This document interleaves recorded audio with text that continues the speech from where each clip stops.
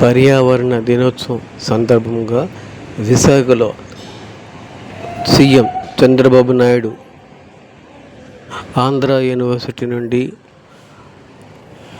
Novotel వరకు సైకిల్పై ప్రయాణం. తనతో పాటుగా కార్యకర్తలు, ప్రభుత్వ ఉద్యోగులు కూడా చంద్రబాబుతో పాటు చక్కగా సైకిల్ తొక్కడం జరిగింది.